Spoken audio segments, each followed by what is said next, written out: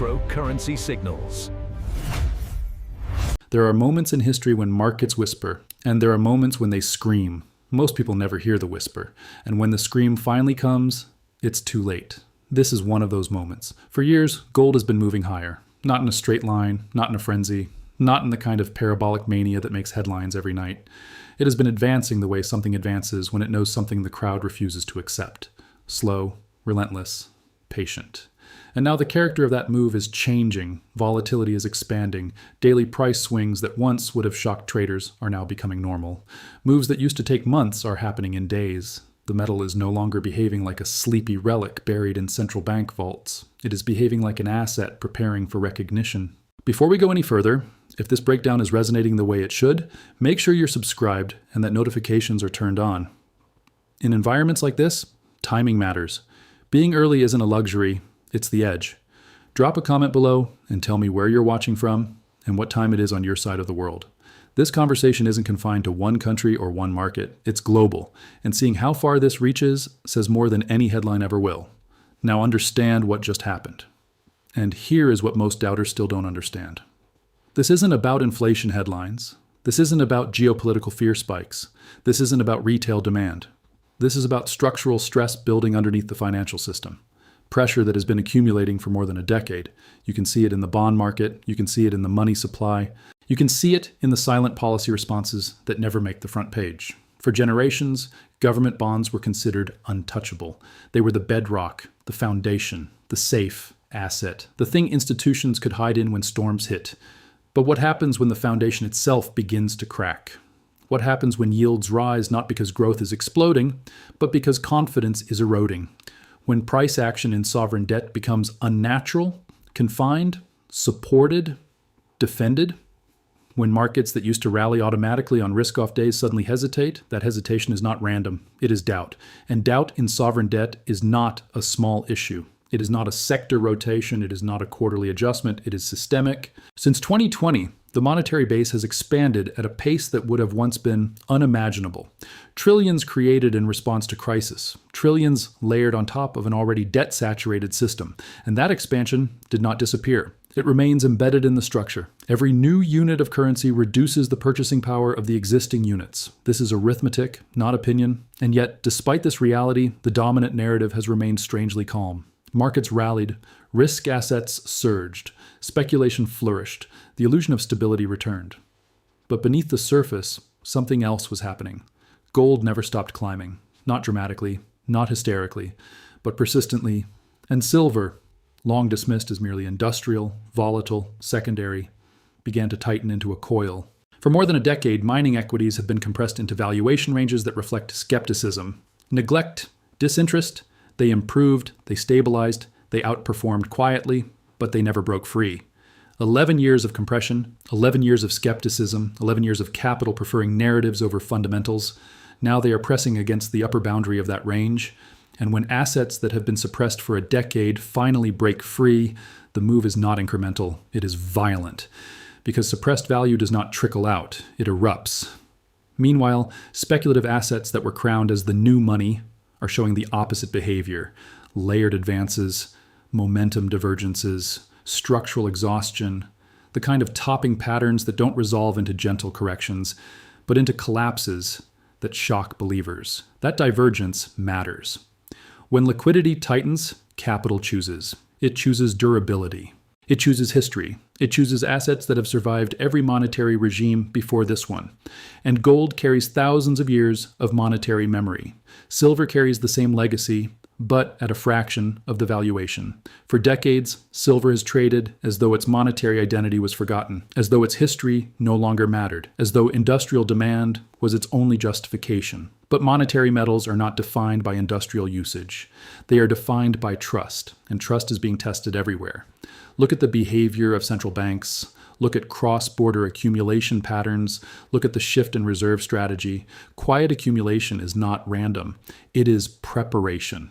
And preparation happens before recognition. The next phase of this cycle will not be defined by gentle appreciation. It will be defined by repricing. Because once confidence in sovereign bonds wobbles even slightly, not collapses, not implodes, just wobbles, capital must reallocate. and the sovereign bond market is vastly larger than the equity market, vastly larger than the crypto market. When even a small percentage of that capital seeks an alternative store of value, the impact on monetary metals is exponential. That is why volatility in gold is expanding. That is why silver's relative underpricing matters. That is why mining equities sitting at depressed valuations represent torque, because miners are not just metal exposure. They are operational leverage to metal price expansion. When gold rises modestly, miners can rise dramatically. When silver accelerates, silver producers can become explosive. And if both metals move simultaneously in response to systemic stress, the revaluation is not measured in percentages. It is measured in multiples. Doubters argue that gold has already moved. They argue that the easy gains are gone. They argue that the system will stabilize. But stabilization requires credibility, and credibility requires discipline, and discipline requires political and monetary restraint. Look at global debt trajectories. Look at fiscal deficits. Look at rollover requirements. The system is not tightening structurally, it is expanding. And expansion requires currency creation. Currency creation requires dilution. Dilution requires an anchor. Gold is that anchor. Silver is that leverage. The miners are that multiplier. For years, this thesis has sounded dramatic. Now it sounds logical, and soon it will sound obvious. The difference between logical and obvious is price. Right now, the breakout is forming. Right now, volatility is expanding. Right now, sovereign debt markets are behaving in ways that suggest intervention rather than organic strength. And right now, the assets that were ignored for a decade are pressing against structural ceilings. When those ceilings break, narratives change overnight. The same commentators who mocked monetary metals will call the move unexpected. The same analysts who dismissed silver will suddenly publish upside targets. The same institutions that ignored miners will scramble to explain relative underperformance. This is how cycles turn. Quiet accumulation, compressed valuations, structural stress, breakout, acceleration, recognition, euphoria. We are not at euphoria, we are at compression. And compression is where opportunity lives, because when gold's next move unfolds, it will not simply reward believers, it will destroy doubt. And the destruction of doubt is always explosive. Now imagine the pressure building beneath the surface finally finds its release, not a dramatic overnight collapse, not a cinematic headline that flashes across every screen at once, but a fracture, a moment where yields rise just a little too fast, where bond prices slip just a little too far, where the usual rescue mechanisms don't produce the usual confidence. Because here's the uncomfortable truth. The bond market only functions smoothly when belief is intact. Belief that debts will be honored without debasement, belief that inflation will remain contained, belief that liquidity injections are temporary rather than permanent. But what happens when markets begin to question that belief? You don't need a total loss of confidence. You don't need chaos in every corner of finance. You only need a shift at the margin. A pension fund reallocates slightly. A sovereign entity diversifies reserves quietly. An institution reduces duration exposure. Each of these decisions is rational in isolation, but collectively, they create momentum, and bond markets, once destabilized, do not drift gently lower. They move in air pockets. Now consider the scale. The sovereign debt market is the backbone of global finance.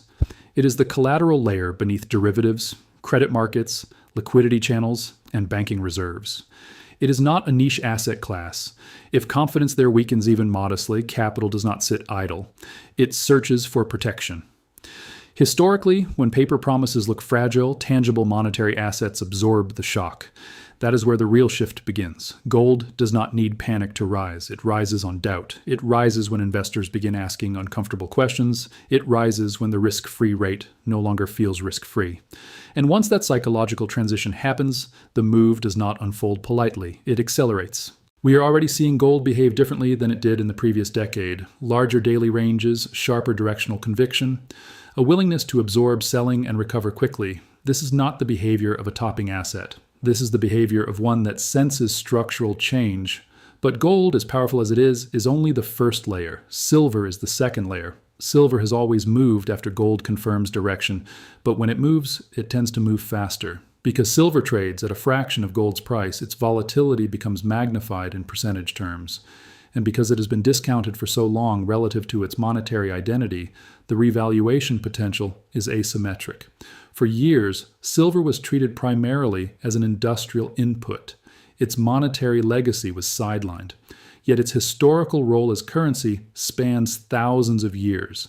That legacy does not vanish simply because modern narratives shift. When monetary stress intensifies, silver's dual identity becomes an advantage. It is scarce, it is tangible, it is historically trusted, and it is undervalued relative to gold by long-term ratios. Now layer on the miners. Mining equities have spent over a decade trapped in compressed valuation bands, despite improving balance sheets, despite operational efficiencies, despite outperforming bullion in certain periods. They never achieved sustained expansion multiples. Investors treated them as trades, not as structural assets. But when metals enter a genuine repricing phase, miners transform from laggards into accelerators.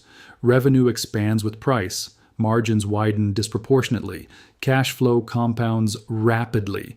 A 20% rise in metal price does not translate into a 20% rise in earnings.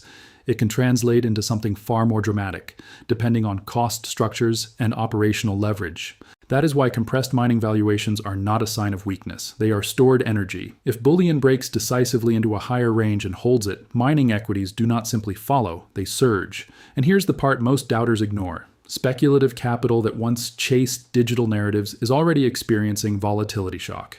Assets that were believed to be alternative money are revealing structural fragility under stress. Momentum divergences that were invisible to casual observers have already resolved to the downside. When a speculative bubble unwinds, capital does not disappear into nothingness, it rotates. But where does it rotate when bonds wobble and speculative tech-like assets crack? It rotates toward durability, toward assets without counterparty risk, toward instruments that do not rely on software consensus, policy support, or perpetual liquidity injections. That is where monetary metals regain their psychological gravity. The narrative shift will not be gradual. It will feel sudden, even though the groundwork has been building for years. One month, the metals are boring. The next month, they are breaking out. One quarter, mining stocks are value traps. The next quarter, they are sector leaders. Cycles do not announce themselves with polite invitations. They transition under tension. Look at global fiscal positioning. Debt to GDP ratios elevated across major economies. Persistent deficits normalized rather than corrected. Interest costs consuming larger portions of national budgets. The arithmetic is straightforward. High debt plus higher yields equals pressure. And the only politically tolerable relief valve historically has been currency expansion. Currency expansion is dilution. Dilution benefits scarce monetary assets. Gold understands this. That is why it has been trending upward long before mainstream narratives acknowledged fiscal stress.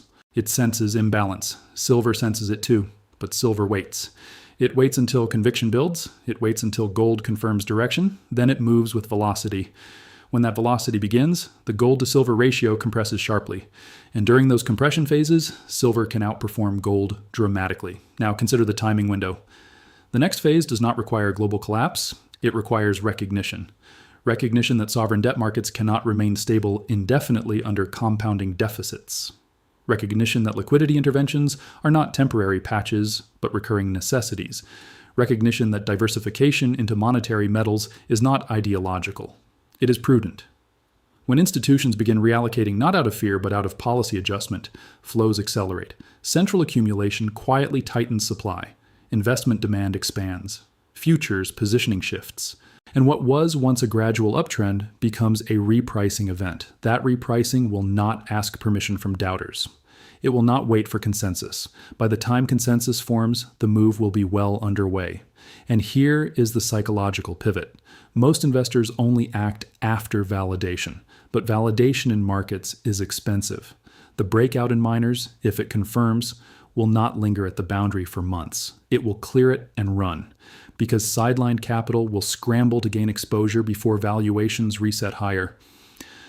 The phrase gusher is not exaggeration. It describes what happens when compressed valuation structures break.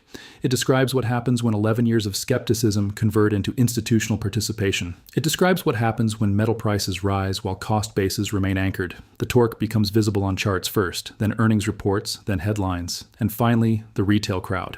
By then, the early positioning phase is over. The doubters will argue that the system has survived crises before, and that is true. But survival does not mean stability. Each cycle leaves the system more leveraged. Each intervention requires larger responses. Each response expands the monetary base further. At some point, preservation of the bond market demands currency creation on a scale that redefines purchasing power expectations. When that realization settles in, gold does not rise in $50 increments. It gaps, it surges, it re-anchors. And silver, historically, multiplies the move. Mining equities become momentum leaders. Capital rotates not because of hype, but because of structural necessity. And this is why the next move matters so much. It is not about catching a short-term rally. It is about positioning ahead of a regime shift. A shift from complacency and sovereign debt to cautious diversification. A shift from speculative narratives toward monetary history. A shift from paper confidence toward tangible security. The destruction of doubt will not be emotional, it will be mathematical. Yield pressure plus debt expansion plus currency dilution equals metal repricing. And once repricing begins, the feedback loop intensifies. Higher metal prices validate the thesis. Validation attracts capital. Capital pushes prices further. Further price expansion attracts more capital. That is how structural bull phases accelerate. The opportunity window exists before that loop becomes obvious. We are in that window. Volatility is expanding. Bond markets are signaling tension. Monetary aggregates remain elevated. Mining valuations remain compressed. Silver remains undervalued relative to gold by historical standards. These are not coincidences, they are preconditions. And when preconditions align, outcomes become asymmetric. The next move in gold will not simply be another leg in a steady climb, it will be confirmation. Confirmation that the quiet accumulation phase is over, confirmation that sovereign doubt has entered price discovery, confirmation that monetary metals are transitioning from alternative allocation to core defense. When that confirmation prints on the chart, doubters will not argue fundamentals. They will chase price. And by then, the revaluation will already be underway. This is not about prediction, it is about preparation. Because when gold's next move unfolds fully, it will not ask whether skeptics are ready. It will expose who understood the structure and who trusted the illusion. And in that exposure, doubt will not fade gently. It will be destroyed. So here we are. Years of quiet accumulation, years of compressed valuations, years of rising debt, expanding money, and unspoken tension in the foundation of the system. All converging. This is not about hype. It is not about chasing green candles. It is not about fear. It is about math.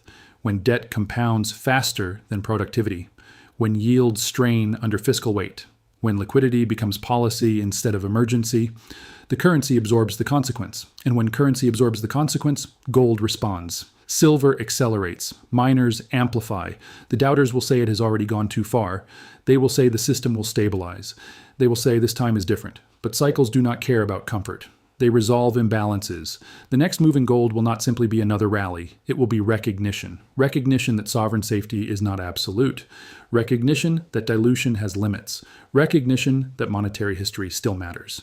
And when that recognition spreads, the repricing will not be polite. It will be decisive. Those positioned early will call it inevitable. Those late to the move will call it shocking. But the market will call it necessary. This is the phase where doubt still has a voice. Soon, price will silence it. And when that moment arrives, when gold breaks with conviction, when silver surges with force, when miners erupt from a decade of compression, it won't just reward believers. It will destroy doubters.